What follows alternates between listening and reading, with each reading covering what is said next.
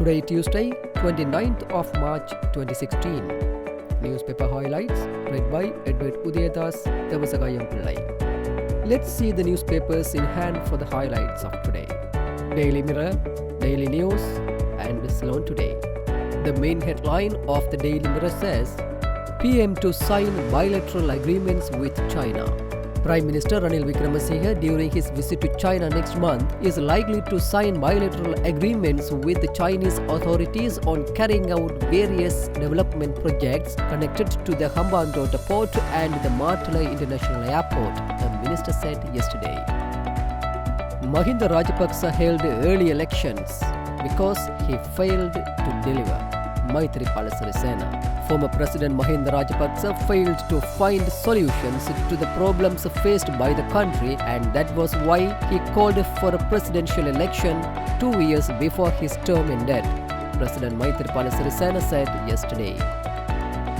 Another highlight says, drunkard bites sub-inspector's genitals. A drunkard is said to have bitten a sub-inspector's genitals when he had asked some men consuming liquor at a spot close to a railway level crossing in Kosgoda to move away. Fish trader shot dead at Ambalangoda. A fish trader owning several deep sea fishing trawlers was shot dead by an unidentified gunman with a T-56 rifle yesterday morning at the Ambalangoda Fisheries Harbour. LG elections can't be held under earlier system, Mustafa. According to the previous of the Local Government Electoral Reforms Act No. 22 of 2012, it is illegal to conduct the LG elections under the old electoral system, Local Government and Provincial Councils Minister Faisal Mustafa said yesterday. Another highlight says, CEB error. The Ceylon Electricity Board yesterday announced a daily 3-hour power cut from March 28 to March 31 and withdrew its statement, which included a detailed schedule of power cuts soon after it was published on the CEB website. Secondly, let's move to Daily News. The main headline of the Daily News says, shocking revelation. 1 billion rupees worth substandard drugs imported. No mechanism to check quality. Lack of communication between Medical Supplies Division and SPC. Sri Lanka has imported substandard drugs worth 1 billion rupees in the last 5 years, investigations by the Committee of Public Enterprise revealed. The State Pharmaceutical Corporation, SPC, which was under review by COPE, has no mechanism to conduct quality checks and expiry dates on medical drugs that arrived in customs, raising serious concerns about the quality assurance aspects of drugs brought into the country, COPE Chairman Sunil Hendunetti told the Daily News. This is a serious matter. The SPC gets to know about the lack of quality only later. They conduct quality checks only when complaints are received from the public regarding the quality of products. By then, the items concerned have been distributed and used, Hendunetti said, elaborating on the issue.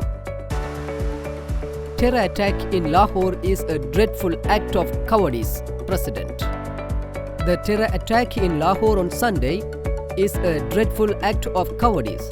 I am saddened by the news and condemn all forms of terrorism targeting innocent civilians, stated President Maithripala Sirisena in a message. No security threat to Jaffna. Jaffna Security Forces Commander Major General Mahesh Senanayake yesterday said that there was no security threat to Jaffna Peninsula. He assured that security forces personnel would not allow terrorists to raise their hands again. We are a victorious army. There is no security threat to Jaffna Peninsula as stipulated by social media and some politicians. There is nothing wrong when giving back some lands to the original owners since there is no war in the country since 2009. We have not withdrawn our camps from the strategical importance locations, he added.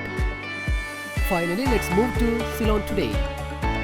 The main headline of the Ceylon Today says, businessman shot dead in Ambalangoda. A businessman was killed after an unidentified person opened fire at the Ambalangoda Fisheries Harbour yesterday afternoon, police said. About defence supporting Sri Lanka. former Australian Premier Tony Abbott has defended his decision to cozy up to the former Sri Lankan strongman President Mahinda Rajapaksa as part of his effort to stop the flow of asylum seekers in boats. In a 3,700-word essay published over the weekend in Quadrant, Abbott praised his decision not to join the human rights lobby against the thought but probably unavoidable actions taken to end one of the world's most vicious civil wars. The United Nations has been pushing for an investigation into the final months of fightings in the Sri Lankan war, which ended in 2009. With that, let's come to an end of today's paper highlights. We will come with more news tomorrow morning. Thanks for listening to other news paper highlights.